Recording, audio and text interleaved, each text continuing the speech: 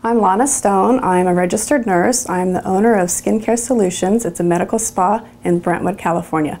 And I'm here to tell you a little bit about Botox. Botox comes in a crystalline form. It needs to be mixed with fluid so that it can be injected. It's similar to Kool-Aid. Kool-Aid needs to be mixed with water so that it can be drank, whereas Botox needs to be mixed with fluid so that it can be injected. The crystalline form is a little white ring that you see on the bottom of the Botox bottle. Different offices will mix it at different strengths. We use full-strength Botox by Allergan. Allergan is the company that has done all of the studies for Botox and has the FDA approval for it. You should only use Botox by Allergan. Some offices you can go to will hyperdilute their Botox. You need to make sure when you're going to have Botox done, you're checking with whoever you're going to, making sure they use full-strength Botox. They're doing it according to Allergan's recipe. Some offices will, like with Kool-Aid, you can mix 1 packet of Kool-Aid with 2 pitchers of water. That Kool-Aid's not going to taste good. Same with Botox.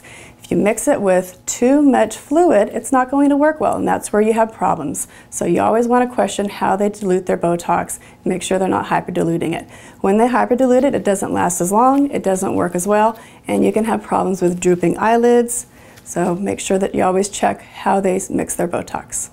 This is the facial anatomy chart for Botox. The 3 most common areas that Botox is done are between the brows and the frown line to relax the corrugator muscles, which pull in and cause the frown. The procerus is your middle muscle right here. It also relaxes that muscle a bit. The other area Botox can be done is in the upper forehead, for the upper forehead lines. It'll help relax the upper forehead so that the lines virtually disappear. The third area that Botox is done is around the eye area, in what we call the crow's feet. So you have generally about 3 little injections on the outer sides of the crow's feet here, and that'll really soften the lines there.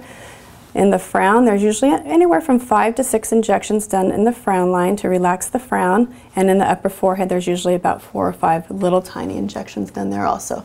You want to make sure you're using the tiniest needles with Botox, and you want to make sure you change the needles frequently so that it's much more comfortable for the patient. Next, we're going to be doing the Botox injection. This patient will be doing the 3 most common areas. She's going to be doing the crow's feet. Can you smile? She's going to be doing the frown and the upper forehead. You always want to go nice and slow. Use the tiniest needles. Both of those things make it more comfortable for the patient, and it also gives them less of a chance of having a bruise, which nobody wants. Okay, we're going to work on doing the frown now. Chin up real high. Great. Little tiny stick.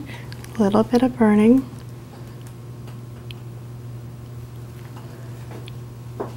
Okay.